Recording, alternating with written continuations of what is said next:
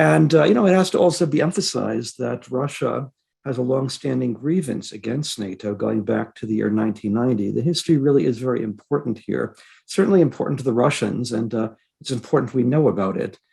Specifically, at that time, the Cold War was effectively ended, and the US Secretary of State assured the Russian leader, Mikhail Gorbachev, that NATO would not expand, quote, 1 inch to the east. All right. Um, and this was not an informal. Now, many U.S. officials have, tried to downplay this and insisted it was a casual comment. It was not a casual comment. George Washington University's National Security Archive has made a lot of the documents available, publicly available on this issue. You can find it at the National Security Archive website.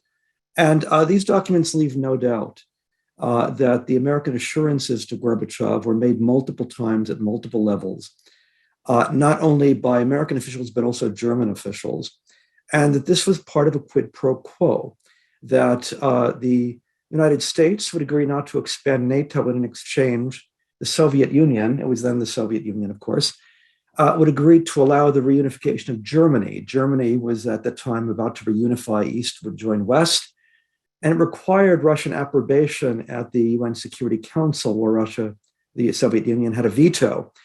The Soviet Union agreed, as part of this deal, to drop its objections to German reunification.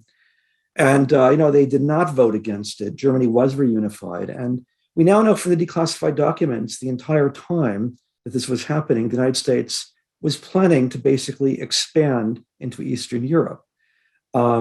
And it does look from the declassified documents like there was a measure of bad faith on the part of the United States.